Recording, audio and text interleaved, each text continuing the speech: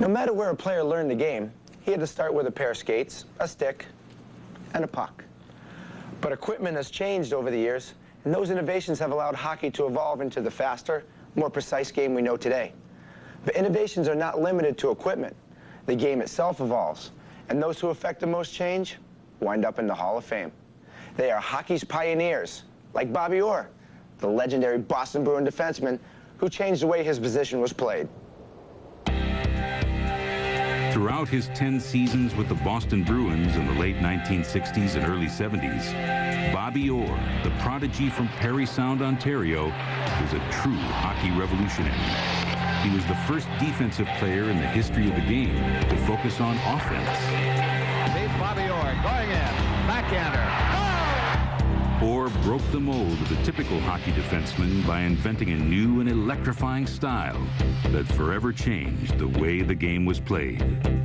Bobby Orr reinvented the position of defense. Before Bobby Orr, defensemen rarely lugged the puck anywhere. Breaks, he's over the line. When Orr got the puck, he brought it out himself. Behind the net, has From the defense position, Bobby had the ability to manipulate the game, but he did it in such a fun, exciting, determined, talented way.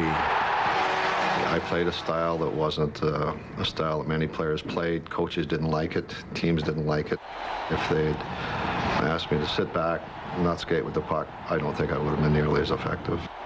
Orr's flashy offensive style turned hockey upside down. He was the first defenseman to win the league's scoring title, a remarkable achievement he accomplished twice. He was always attacking, never retreating. It looks like a stampede coming at you. Bobby Orr, one of the game's great skaters. Look at him fly. And you start to feel yourself backpedaling, and backpedaling more furiously. Picks up speed. You breathe more quickly. Here he comes. And then, who knows what was going to happen out of all of that, but you knew something was. Orr holds, spins away from McGregor to Busick, and he scores! Before Orr's arrival in 1966, Boston had spent many seasons in the league's basement. The Bruins, in fact, had last won the Stanley Cup in 1941, and by the 60s, their fans were clamoring for something to happen. And that something was Orr, at the time a 14-year-old hockey prodigy, playing for Boston's top minor league club. Bobby Orr was indentured when he was 12 years old, and people had gotten word that the Messiah was coming. Scouts, writers, people whispered, there's a Messiah coming. So that's all they had to talk about, is when is the kid coming? When is the kid coming? And thank God when he finally showed up, he was great. When the kid finally did arrive, he won the Calder Trophy as the league's best rookie. And then, in his second season, Orr and the Bruins came together as a team and made the playoffs for the first time since 1958. He turned the losing team primarily by himself into a winning team. He scores! What a goal! 2 seasons after that, Boston swept past the Chicago Blackhawks in the 1970 Stanley Cup semifinals. The Bruins pulled into the Stanley Cup Finals. Now all that stood between Orr's Bruins and the Stanley Cup were the St. Louis Blues, an expansion team playing in its 3rd year in the league. The heavily favored Bruins won the first 3 games of the best-of-7 series and returned to Boston for Game 4. The stage was set, but would the Messiah deliver? We go out thinking Stanley Cup, and St. Louis is not quitting. St. Louis is not rolling over. With the game tied at 3, the teams headed into overtime, with Orr hoping to head into hockey history. We obviously wanted to finish it there at home in front of our fans. It had been 29 years since they had seen the Stanley Cup, so they were very excited. Westfall rolled it in front. Sanderson tried a shot that was wide. The puck was coming up, and I went in to try to keep it in, and it hit me, and I knocked it back in the corner. Bobby kept it in, and then he just headed for the net, and Derek just timed it perfectly. Bobby Orr behind the net to Sanderson. Orr! Bobby Orr scores, and the Boston Bruins have won the Stanley Cup. It was just so dramatic in terms of flying through the air. Bobby went flying through the air like he was Superman, and I think he felt like Superman at that point. It was something I'd dreamt about so much as a kid, and now I'm part of the best team in the world. It was wonderful. There they go, the Boston Bruins skating off with the Stanley Cup. You ask anyone over the age of 40 in New England where they were when Bobby Orr scored the goal, and they'll tell you. You could hear everybody screaming on the block, but everybody stayed inside to watch the post-game interviews. The Stanley Cup with Bobby Orr. That's what it's all about. And then we went out in the streets and played hockey and tried to recreate the goal. There were many imitators, but nothing would ever come close to the original. A lasting image kept for all time with one click of the shutter.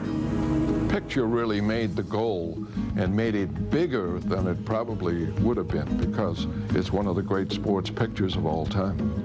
At the time he scored the goal to win the 1970 Stanley Cup, Bobby Orr was only 22. Little did he and the rest of us know there were dark days to come. Stories from the Hall of Fame on the History Channel.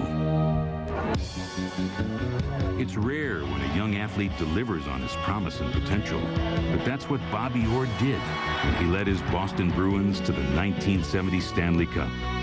1970 was the culmination. They won again in 1972, beating the Rangers in the 6th game. Orr's all-out, innovative style of play had brought Boston 2 cups, but it had also begun to take its toll on Bobby's knees, which began to fail him at an early age.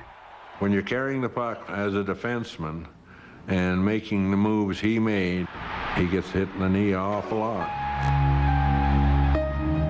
3 years after winning his 2nd cup, a damaged and broken Orr left Boston and tried to revive his game with the Chicago Blackhawks. We saw his greatness for such a short period of time. It's sort of one of the tragedies of hockey. The fact of the matter is, many of those years, we only saw a shadow of what Bobby Orr was.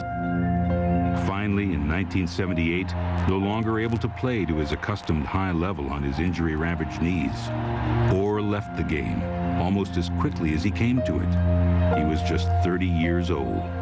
It was very clear in my mind that there's just no way I could play anymore. To all of a sudden come to anybody that's played a sport and loved the sport to say, hey, you can't do it any longer, it's tough. Like it had done just 7 times before, the Hockey Hall of Fame waived its customary 3-year waiting period and inducted Orr immediately after his retirement. It wasn't much of a stretch.